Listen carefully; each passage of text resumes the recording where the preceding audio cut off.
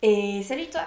Alors aujourd'hui en fait on se retrouve dans un décor un peu différent d'habitude parce que je vais pas te parler de conseils d'écriture ou de littérature, mais je vais en fait te parler de mon roman qui va sortir.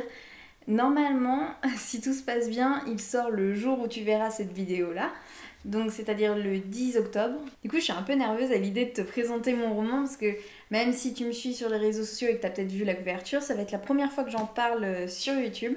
Et donc, le voici! C'est le dernier souffle. Alors maintenant, laisse-moi te le présenter. Imagine un monde où les catastrophes naturelles s'enchaînent. Les séismes, les tsunamis, les volcans, bref, la nature reprend ses droits. Un nuage vient emprisonner la Terre, la bloquer en fait de tous les rayons du soleil et commence un hiver sans fin. On va suivre finalement le parcours de Chris, une mère de famille asthmatique qui va essayer de vraiment lutter de toutes ses forces pour pouvoir amener ses enfants en sécurité et leur assurer un avenir. Chris, c'est pas juste une femme comme ça, c'est une femme qui a vécu des choses dans son passé, des choses très sombres, une femme avec des secrets et surtout une femme avec des peurs et des craintes qui vont au-delà de ce qu'on peut imaginer.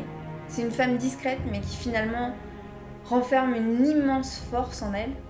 Bref, Chris, c'est une survivante. Et dans ce premier tome, en fait, elle va devoir lutter de toutes ses forces.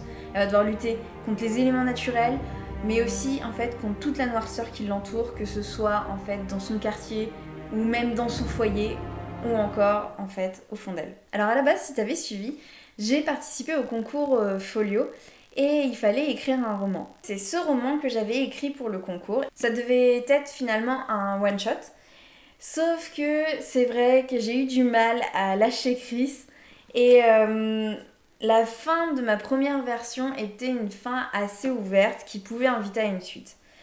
J'ai décidé de reprendre totalement le roman et de le publier moi-même finalement. En le réécrivant, je me suis rendu compte que je pouvais pas lâcher Chris comme ça et j'ai décidé d'en faire une trilogie. Donc là c'est le tome 1 qui va sortir aujourd'hui. Le dernier souffle en fait c'est 9 mois de travail.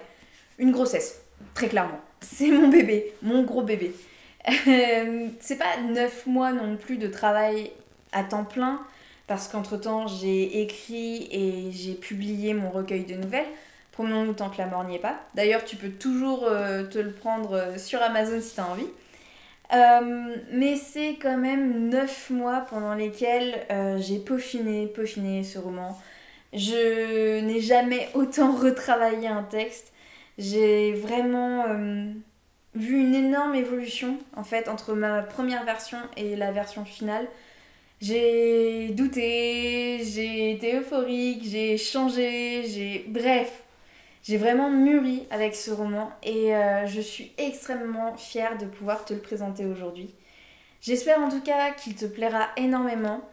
Et si jamais il t'intéresse, je mets le lien en barre d'infos pour que tu puisses te le fournir.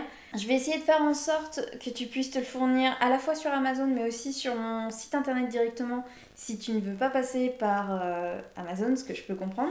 Et si jamais tu décides de l'acheter, n'hésite pas surtout à venir m'en parler, à mettre un commentaire sur toutes les plateformes de réseaux sociaux que tu veux, il n'y a pas de souci. En fait, ce qu'il faut savoir, c'est que pour les auteurs autopubliés, le plus important, c'est vraiment le bouche à oreille. Donc, si jamais tu lis et qu'il te plaît, n'hésite surtout pas à en parler autour de toi. N'hésite pas à en parler sur Instagram ou sur Facebook et à m'identifier dessus. Parce que chacun de tes commentaires, en fait, est extrêmement utile pour les auteurs autopubliés. Et c'est ça qui nous permet de faire connaître notre travail.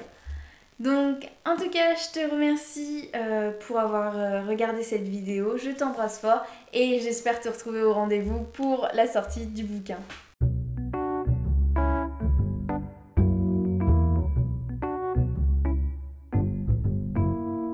Non, n'aie pas peur d'être celle qui fait des étincelles.